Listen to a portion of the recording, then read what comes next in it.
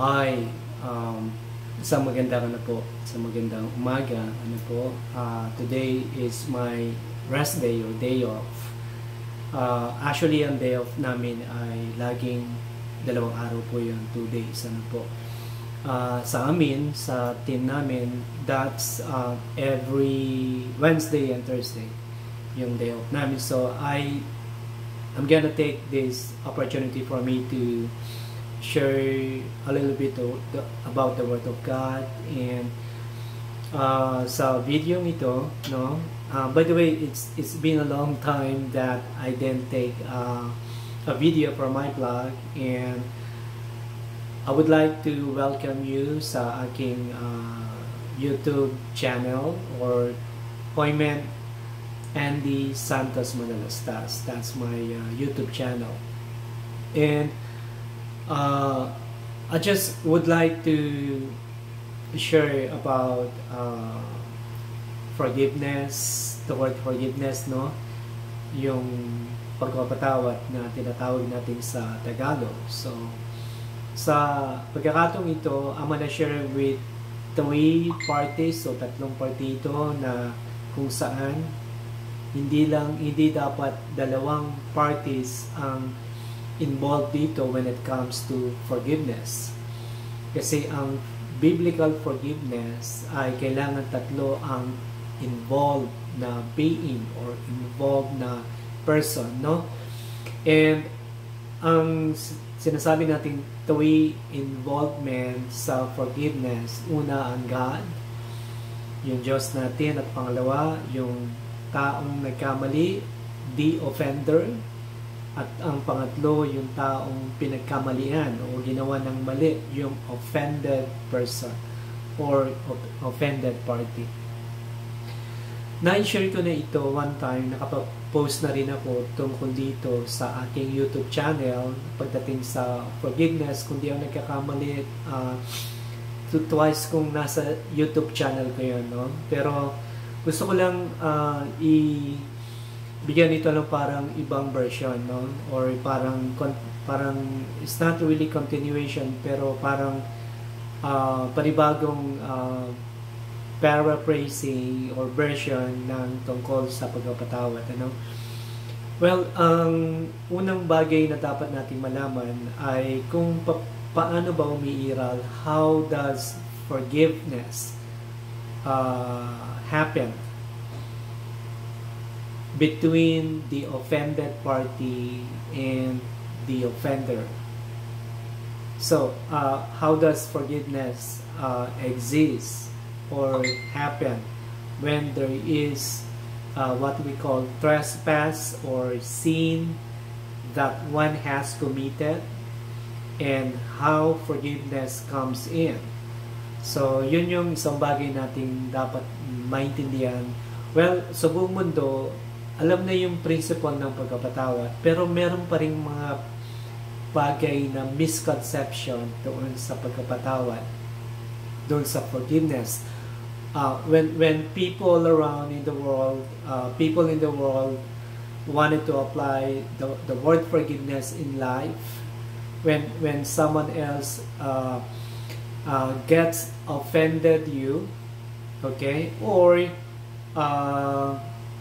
you yourself offend other people or offend other person or people around you, sometimes closer people na nagagawa natin ng mali, ano? So how does forgiveness comes in, and how does forgiveness apply when there is trespass or sin na nangyayari in between? But this time, hindi natin pag-uusapan lang yung 2 tao, yung mali, yung gumawa ng mali, at yung ginawa ng mali. There should be the involvement of God Himself between and for both person. Kasi mas biblical yun, at mas godly yun. Kasi pag ang forgiveness ay namamagitan sa 2 tao, yung offended and offender parties, at walang Diyos, I believe magiging mahina yung tinatawag na reconciliation, no? there's gonna be like weakness or weak reconciliation between the two person, wherein the sin and trespass got in between. Okay. So, ngayon, pag-usapan natin kung biblical ito, dapat pag-usapan natin ang biblical forgiveness sa kanyang pinakadiwa in its true sense when it comes to forgiveness. Well, una, pag-usapan natin, of course, ang God ay, alam natin, people in the world know that there is a powerful being, powerful God, and able to forgive, even to forget sin that we did on actually on a daily basis. We commit sins, we commit mistakes, in terms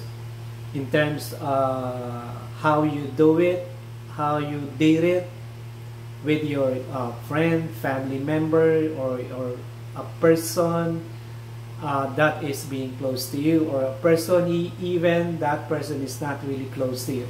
Sometimes we did and we do mistakes and sin against them. But for now, let's talk about God. When we say God is love, God is really able to forgive, and as I mentioned earlier, even to forget what you did.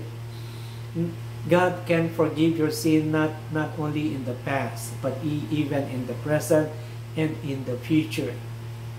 In the future. So meaning that is our God. The mere fact that He is a God, mas lalo siyang may karapatan na hindi magpatawad kasi makapangyarihan siya. At kapag nagkakamali ka, ay yung magiging response ng God ay yung kanyang holiness, yung kanyang kabanalan. It will turn out into wrath o galit, no? Or maaaring God would feel na mainis sa iyo or maasar sa iyo. God would feel na magalit sa iyo kasi doon sa mali na ginawa mo. Pero yun ay natural response ng God when we committed sin against God, or even committing sin against other people. That is equivalent, you are committing sin against God. Kasi ang patunay na mahal mo yung Diyos kapag ka minamahal mo yung tao. At kapag ka mahal mo yung tao, ibig sabihin God will be pleased doon sa ginagawa mo. Matutuwa siya. Kasi you respect people, you love people, even those people na hindi mo pa namimit o nakikilala. Nandun na yung intention mo na whoever those people around the world or around sa mundo ko, I must forgive and I must forget and I must ask forgiveness. On the other hand, on the other side, if you are the offender, if you are the offender, you need to ask forgiveness. If you are being offended by that person or any person, you must forgive. And not only forgive, but you must forget also. Forgive and forget, that's a normal mentality of any person in the world.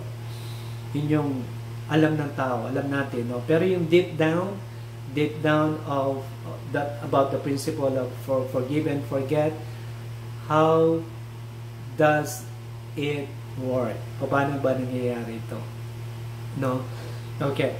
So, pag-usapan natin na gaya ng sabi ko, God is forgiving being. God can forgive any offense that you would do to Him. He can really forgive and even forget. So, wala tayong question doon. God is forgiving God.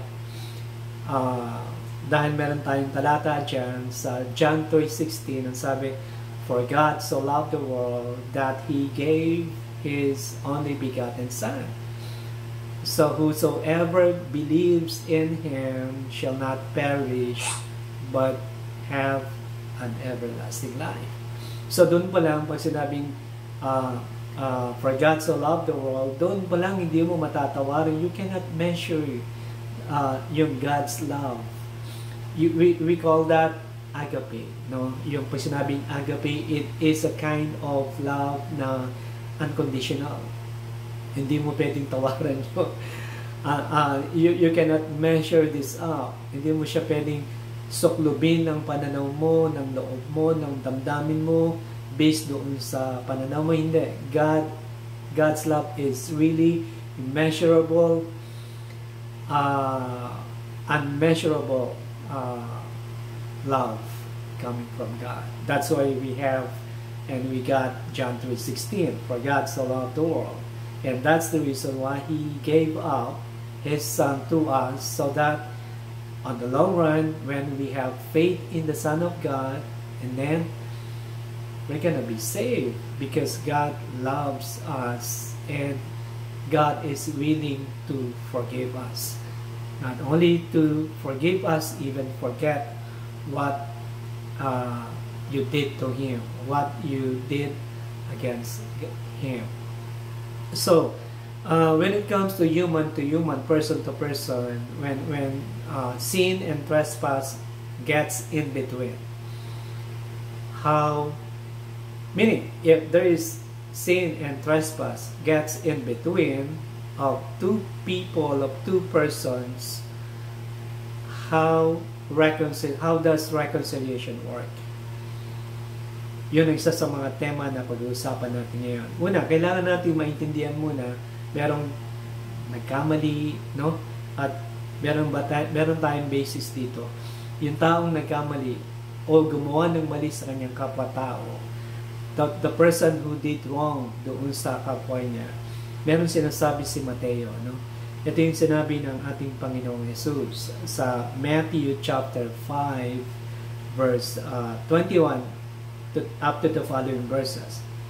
Sa wikang Banyaga, ano po, pwede nyo rin sundan ito sa inyong mga Tagalog na Bible, ito man ay hard copy or digital Bible. Ang wika po sa verse 23 na ako magsisimula, no?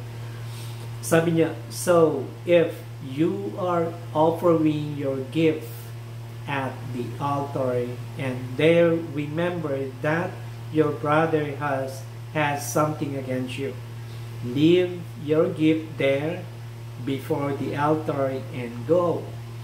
First be reconciled to your brother and then come and offer your gift. Come to terms quickly with your accuser while you are going with him to court, lest your accuser hand you over to the judge and the judge to the guard and you be put in prison. Okay. So, ito yung mga talata na hinighlight ko muna. At ang mga talatang ito ay tumutukoy doon sa taong nagkamali sa kanyang kapatid. Yung original context mo nito, yung Hudyo sa Hudyo po. Kasi sa panahon ng mga Hudyo, kapag may nagkasalang kapatid na Hudyo sa kanyang kapwa Hudyo, ang hindi siya maaring mag-alay ng gift sa altar. Kailangan muna niya magpunta doon sa taong naalala niya na meron siyang nagawa na pagkakamali. So, hahabulin niya yon before that Jew or Jewish person offers a gift in the altar. Kailangan niya munang he must realize if there was someone else na nagawa niya ng mali. So, ang sabi ni Kristo, ang procedure ng mga Hudyo noon, kapag naalala mo meron ka nagawa ng mali, do not offer your gift first. Just proceed and go to your brother and ask and be reconciled with him and ask forgiveness. So, batay sa talata dito, leave your gift there. Yung alay mo sa Panginoon, iwanan mo muna dyan at pumunta ka sa iyong kapatid and be reconciled at makipagkasundo ka. Meaning, ang pinag-uusapan natin dito, yung offender, the one who did wrong with his brother. If it is a Jew people, a Jew person, yung kultura at yung procedure nila at yung process, kailangan yung Hudyo, the one who did wrong, must be reconciled with his with his brother Jew na who was hurt, who was offended. So, yun yung procedure. So, kapag tinitingnan natin ito, na yung isang partido, which is the offender, yung taong nagkamali, nagkasala, ito yung talata. Ang procedure ni Kristo, applicable ito sa lahat ng panahon. Hindi lamang ito doon sa panahon ng mga Hudyo. Kasi sa mga Hudyo, kasi kapag ang point kasi ni Kristo dito, at doon sa panahon ng kalakalan at kultura ng mga Hudyo, pagdating sa mga patakaran nila, kailangan habulin mo. Kung hindi, ang mangyayari kasi, ikaw yung hahabulin. Ihaharap ka. Ang sabi kasi sa talatang 25, verse 25, come to terms quickly with your accuser while you are going with him to court. Lest your accuser hand you over to the judge and the judge to the guard and you be put in prison. Yun yung bottom line ni Kristo. Bakit kailangan you must realize if before you offer your gift in the altar, you must realize first if there was someone else got offended by you. Otherwise, you will be put in jail. You will be put in jail. Napaka-strict ng policy nito, ng procedure na ito ng mga Hudyo noon. Pero sa panahon natin ngayon, wala lang. Pag nagkamali ka sa kapwa mo, iba ang dating, no? You don't even care yung kung nasaktan yung kapwa mo, you don't even care kung ano yung magiging damdamin niya sa'yo, ano yung nangyari sa kanya, how was he offended by what you did to him. So, meaning, sa panahon ng mga Hudyo, ganito ang scenario, ganito ang focus, ganito yung procedure na ginagawa nila. Ito rin yung gustong mangyari ng Panginoon sa atin sa mga offender. First topic natin, o first division, o first point natin, yung offender must be or must reconcile with his neighbor, with his family member, with his friend, whoever he is or she is. You must be reconciled. Kasi yun yung tama. Yun yung tamang gawin. No? Ngayon, kapag tingnan po natin, paano, ang question kasi, paano kung yung taong nagkamali ay hindi lalapit doon sa taong pinagkamalian? Pero he wanted to offer yung gift sa altar. Pag in-apply natin kasi yung Matthew chapter 5 verses 23 hanggang 26, pag in-apply natin sa buhay natin bilang mananampalataya, ano po, makikita natin dito na marami mga Christians na nakagawa ng mali sa kanilang kapwa-tao, believer man o hindi believer, family member man o hindi family member, friends man o hindi friends sa buhay mo. Pero okay lang sa atin. Then pagdating ng when Sunday comes in, then you got prepared, and then because you wanted to go to the church and worship God and go along with the brothers and sisters in Christ, praising and lift your hands up, praising God, and then paglingon mo, nandun lang yung naging nagawa mo ng mali. Pero parang okay lang. Parang okay lang kasi parang sumasapat na sa iyo whenever you worship God, kahit alam mo na meron kang nagawa ng mali at sa kapwa-tao mo, sa kapatiran, sa isang taong kapatid mo, wala lang sa iyo yun. What really matters is you focus yourself, you focus your faith to Jesus. At yun naman talaga ang totoo. We must focus our faith to Jesus alone. Di ba? Pero ang problema kasi nagiging nagiging parang slogan natin o parang nagiging lisensya natin na total nakapokus naman ako kay Kristo. I focus my faith onto Jesus. Ano man yun nasa paligid ko. Sa palagay nyo, tama yan. Kahit alam mo, meron kang nagawa ng mali sa kapwa mo, sa kapatid mo sa Panginoon, at the same time, uh, kapatiran mo sa church, then sabay kayong sumasamba. The procedure, that's not a good way as a Christian. Simpleng bagay lang yan, pero sabi ni Kristo, pag i-apply natin, before you offer your gift in the altar, leave it first and go to your brother and be reconciled because you did wrong to him. So dito pinapakita sa mga Kristiyano, bago dumating yung Sunday, isipin mo na yung mga araw kung meron ka man nagawa ng mali, meron ka nagawa ng pagkakasala sa kapatid mo, sa family member mo, sa kaibigan mo, mga BFF mo. Try to recall, try to remember if there was someone else who got offended by you. Then if there is, or if there was, before Sunday comes, then ask for forgiveness and be reconciled doon sa nagawa mo ng mali. Yun yung biblical procedure based doon sa Matthew chapter 5 verses 23 up to the following, or up to verse 26, or even 20, or up to 26, verse 26. So meaning, this must be the biblical procedure when there is what we call an offender, the one who did wrong, or the one who does wrong.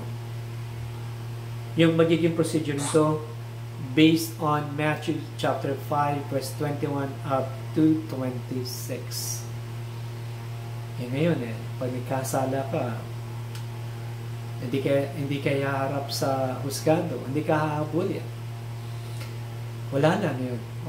Pero sa panahon ng mga Hudyo, at doon sa tinura ni Kristo, otherwise, you will be put in jail because you did not reconcile with your brother who got offended.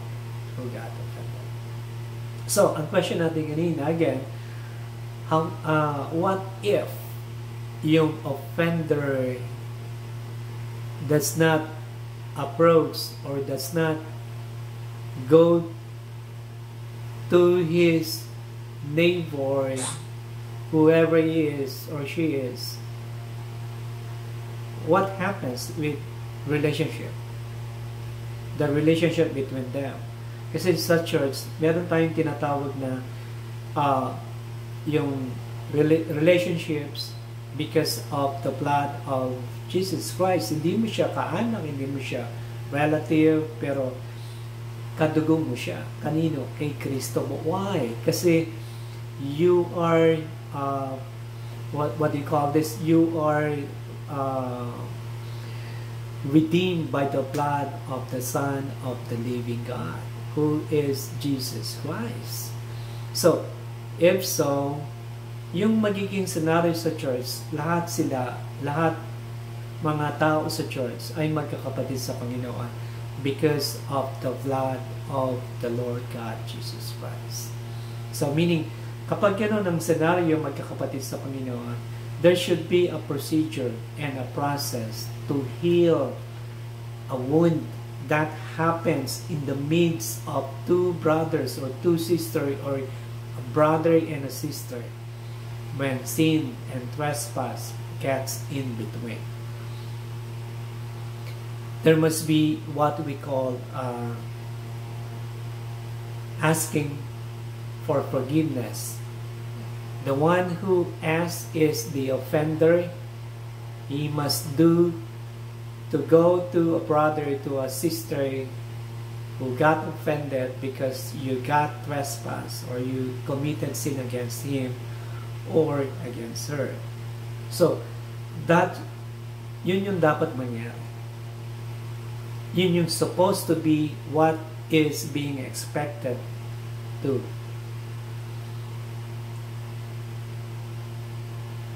Minsan, ang isa sa mga dahilan bakit yung nagkamali na nga siya, pero meron pa rin siyang pride na,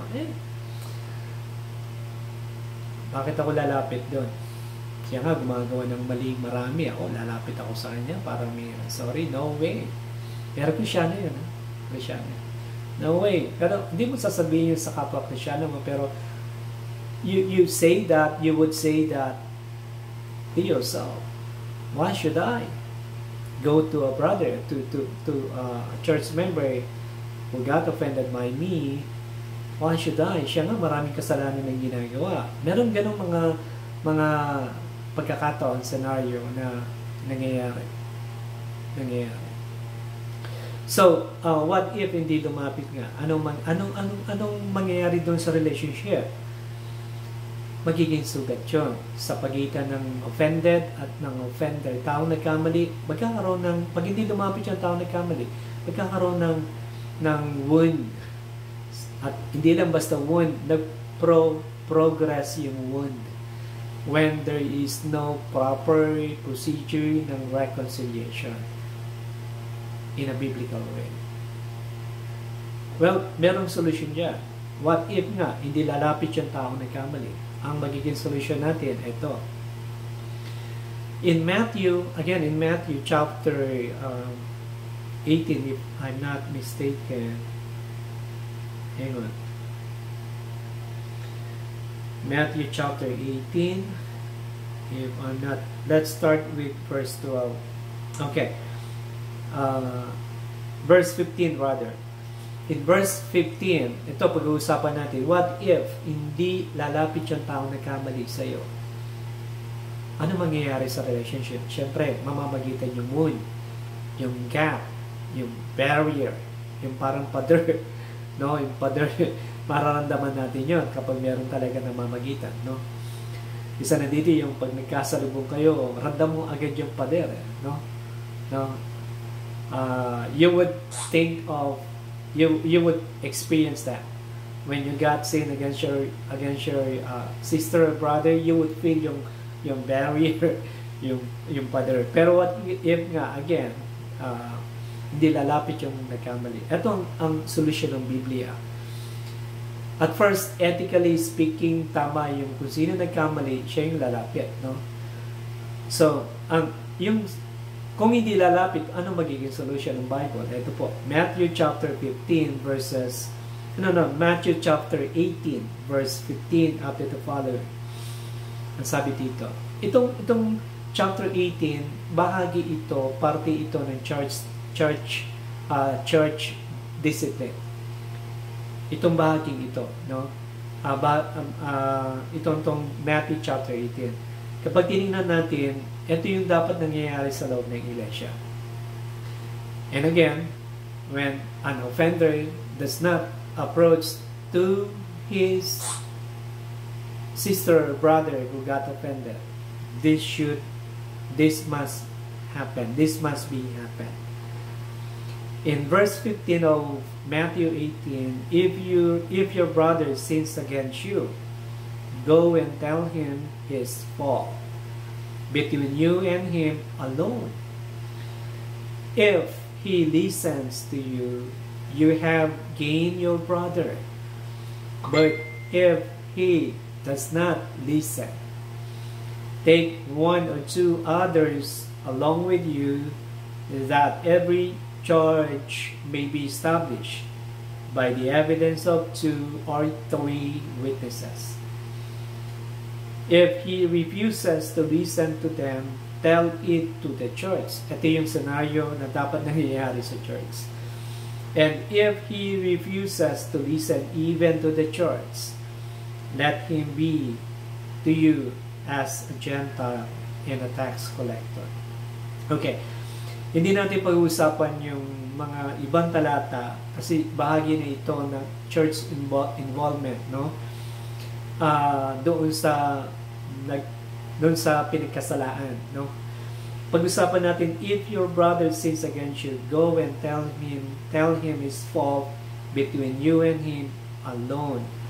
If he listens to you, you have gained your brother. So dito pinapakita ang yung pangalawang biblical na approach sa pagkapatawad ay kailangan yung mismong pinagkamalian, the offended party, the offended one. Ano gagawin niya? Should go to his brother or sister na gumawa sa kanya ng mali and patawarin mo ang kanyang kasalanan. Ibig sabihin, if your brother sins against you, kung nagkamali sa iyong kapatid mo, sabihan mo siya, lapitan mo siya kung ano yung mali na nagawa niya. Ito ba yung tipong paghinarap mo yung nagkamali sa iyo, ita-turn down mo? You're gonna yell out on him, duduruan mo siya, at nakaganito ka, at nakataas ang dalawang kilay habang kinakausap mo, pinapakilala mo sa kanya mali. No. When you are going tell your brother or sister about dun sa mali na gawa niya sa iyo, do not do that, because that's not what God wants us to do and to be for a brother or sister who fell into sin. Ano dapat gawin?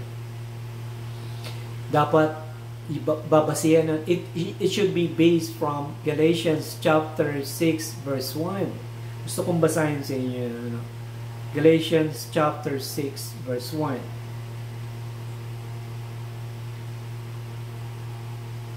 Okay, ang sabi dito, brothers, kapatiran nito sa church, if anyone is caught in any transgression o kasalanan, you who are spiritual should restore him in a spirit of gentleness.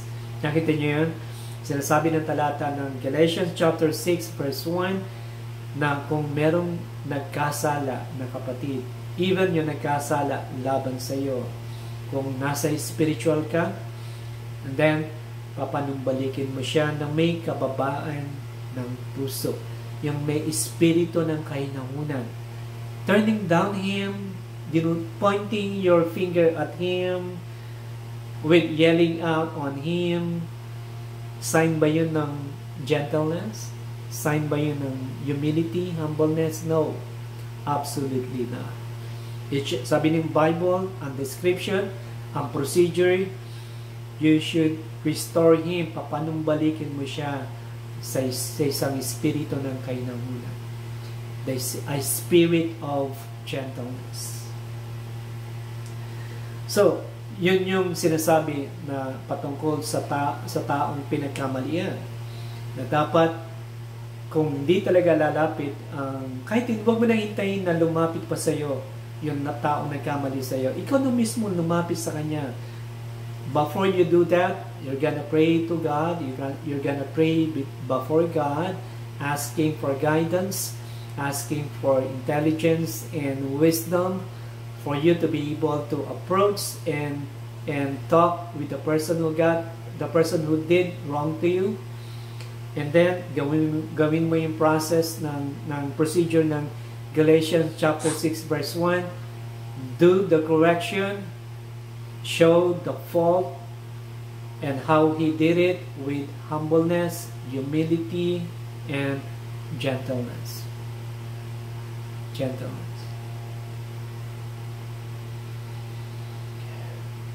Well, minsan may mga taong nagawa ng mali, nagawa ng pagkakasala. Bakit ako lalapit? Hindi naman ako yung nagkamali. Dapat kung sino yung nagkamali, nagkasala, yun yung lalapit. Sounds right? Sounds familiar, right? Kahit sa mundo, gano'n ang prinsipyo. If you are the one who does wrong on me, why should I approach you? You should be the one to approach me and ask forgiveness, not me. Why should I? No, that sounds correct in an ethical sense, pero sa Bible, ano sabi ng Bible? Matthew chapter 18. Go to your brother who did wrong to you and show his fault, and then restore the brother with gentleness, with humility. And you are approaching the brother who did wrong to you, meaning you are your heart is open to forgive and willing and able to forgive that person who did wrong to you.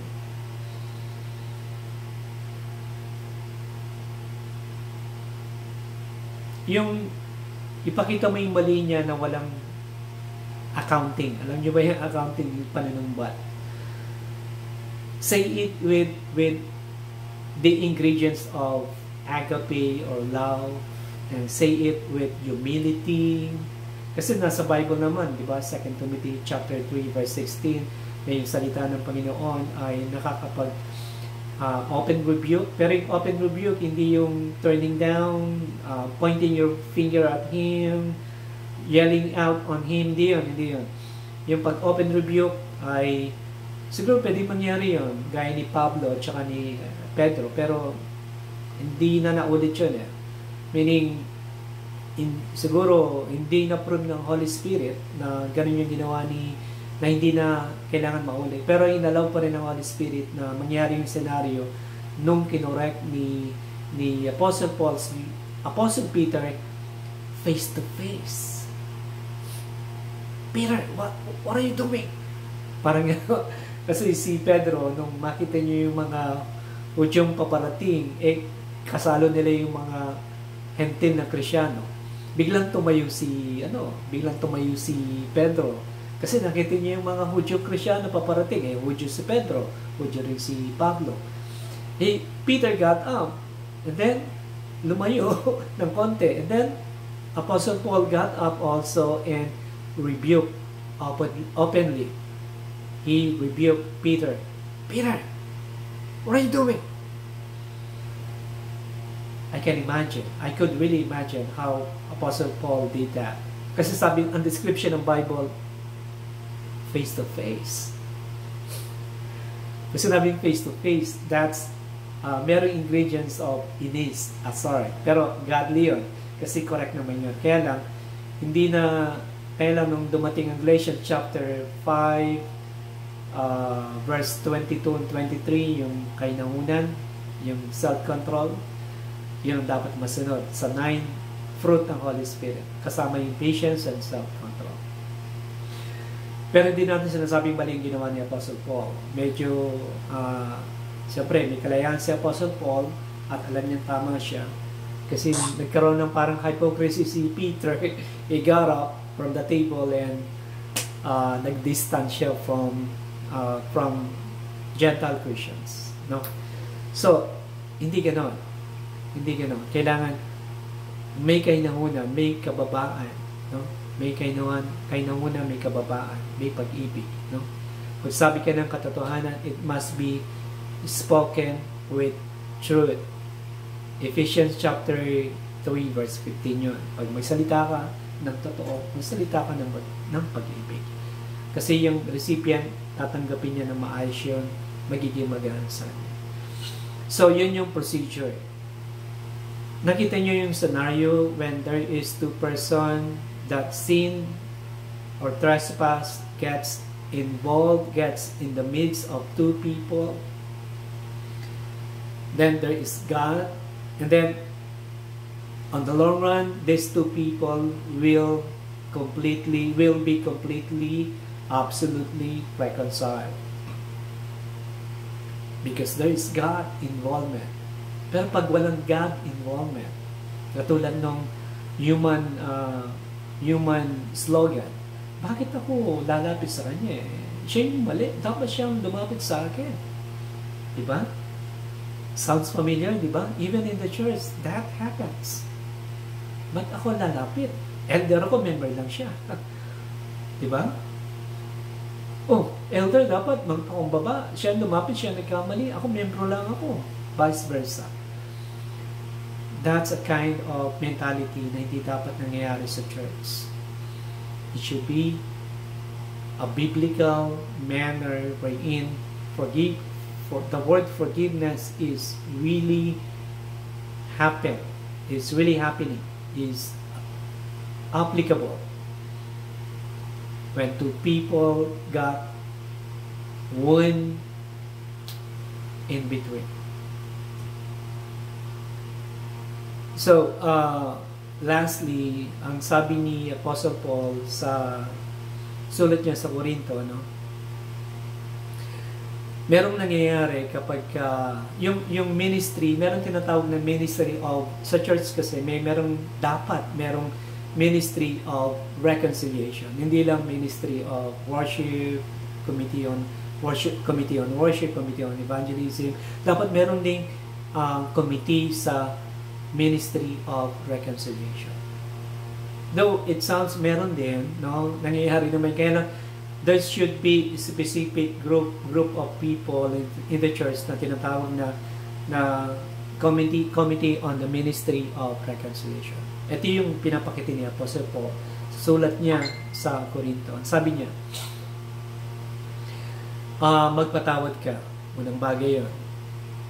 Sa reconciliation, magpatawad ka.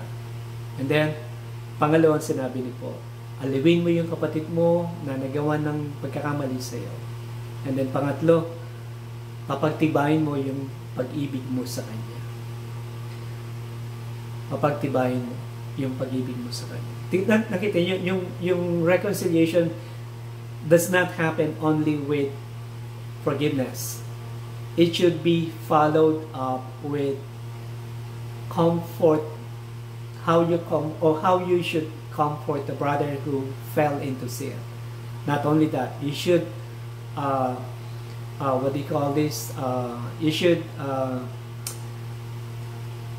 build up or papagtibayin mo yung pag-ibig mo sa Kanya. Reaffirmation yung pag-ibig mo sa Kanya. Pag nagpatawad ka kasi na yun lang ang nangyari at hindi mo inaliw at hindi mo pinagtibay ang pag-ibig mo sa kapatid mo na nagawa ng pagkakamali sa iyo, anong possible na pwedeng mangyari? Alam ng offender na pinatawad mo siya, pero ano yung magiging damdamin ni offender? Kasi na-correct siya, tinanggap naman niya at tinanggap niya yung pagkapatawad ng kapatid niya sa Panginoon. Pero pagkatapos nun, anong mangyayari?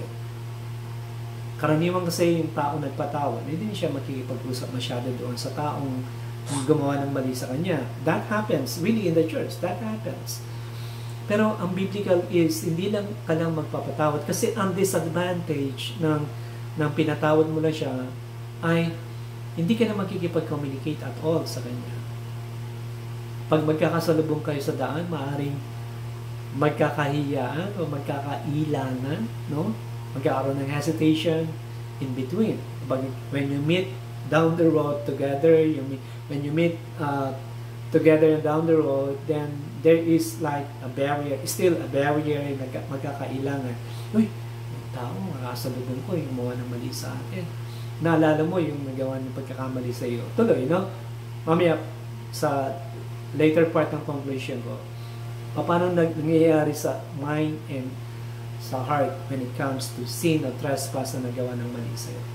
Okay, so ibig sabihin, kapag ka forgiveness lang pinapataw mo, ginawa mo doon sa tao at walang comfort, walang reaffirmation ng love, hindi mabibuild up mabuti yung reconciliation. Yung first step nangyari, forgiveness, yes, you've forgiven the person who did wrong to you. Pagkatapos wala na. Anong mangyayari? Yung relationship hindi magkakaroon ng paglago. At hindi lang yun. Mas baka maramdaman ng taong pinatawad yung kahihiyan na ginawa niyang mali sa kanyang kapatid. At may tendency, kaya nalaman tuloy ng mga tao, lalo na yung mga kapitbahay ko, lalo na yung mga kapatiran na mga paborito kong kapatiran na kinakausap, nalaman tuloy nila. Huwag na muna ako damano hanggang sa lumabig na yung issue. Yun ang magiging possible tendency ng taong ginawa ng pagkakamali na pinatawad naman. Kaya dapat hindi gano'n. Dapat, sabi ni Paul, aliwin siya. Comfort him. Ibig sabihin aliwin. Nagkasalubong kayo. Ay, kapatid, brother, sister, mamaya meron pala tayong prayer meeting. Punta ka. Kung okay lang sa'yo, sundin kita mamaya. Yung ba mga ganon? Or, ay kapatid, mamaya meron kaming salo-salo sa bahay. Pwede ba kitang maaya na kumain, sumalo sa amin? Magiging kagalakan namin kung makakabahagi ka namin sa kainan, sa hapagan. So, hindi lang yun. Kung hindi mo magawa in person, on the road, nakita kayo, i-text mo siya. Kamustahin mo siya. Iparamdam mo na talagang na parang walang nangyari sa nakaraan. Parang there was no sin that got involved between you. So, yung mga dapat na kinocomfort mo yung kapatid mo na kamusta o anong gawain mo ngayon. Meron pala tayong gawain sa darating na Friday, then Sunday, dalago tayo. Mga ganon. Kung hindi mo kaya, magpatulong ka sa mga pastor o sa mga elders. No? Then, hindi lang yun. Reaffirm your love to Him. Reaffirm. Papagtibayin mo ang pag-ibig mo sa Kanya. Hindi lang basta salita sa text, gagawa mo ito ng action. Hanggat maaari, on a regular basis, baka maging best friend mo siya sa church. Maging closest friend mo siya sa church. And then, lastly, sa conclusion ko, may mga tao nakikita ulit. Pagka nakita, yung tao nagpatawad, naalala niya. Normal yun. Kasi nasa brain natin yun. Unless kung may sakit kang tawag dito yung malilimutin. Sakit ng matanda na halimbawa na incapable to remember. Hindi ganun eh. Yung capable ka pa makaalala. Pag nakita mo taong gumawa ng mali sa iyo, the person who did wrong to you, you would certainly remember what he did to you. But deep down in your heart, when your brain, your mind remembers what that person did to you, ang tanong, pagdating pa sa puso, anong magiging feeling mo? Masasaktan ka pa ba? Magiging makirot pa ba? A true forgiver, a true forgiveness, kahit nakita mo na yung tao, maalala mo nga yung ginawa niyang mali sa'yo, pero deep down in your heart, wala na. As if nothing happened. As if nothing happened.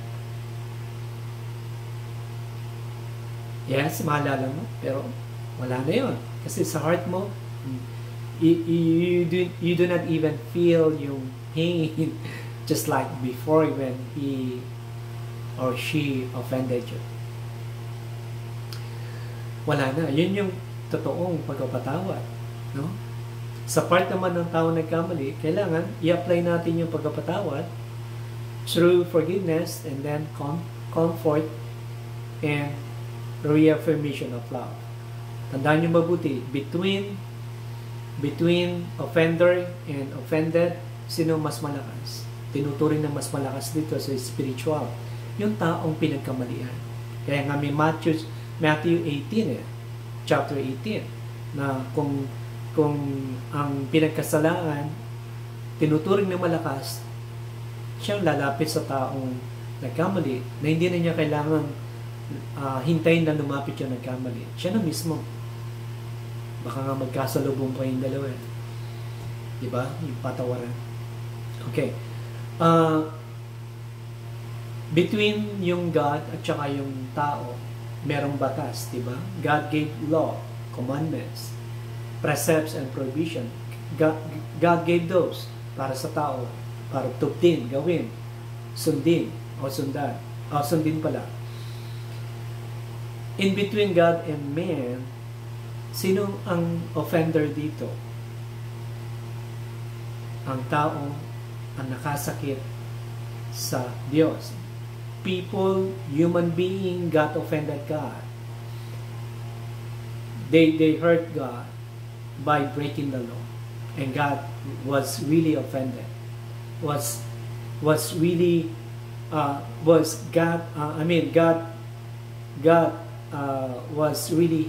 wounded by breaking the law.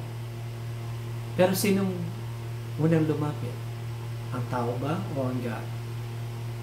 Remember, human people, human race, human beings are the one who does offense to God. Pero bagamat ang God ang nasaktan, sino pa rin ang lumapit? Ang offender ba o ang offended? Tandaan niyo mabuti, merong John 3:16. God ang siyang lumapit sa taong nagkamali. Sana ganun din po ang gawin natin. Huwag na natin silang hintayin na lumapit pa, kundi tayo na mismo para yung mahilom yung reconciliation.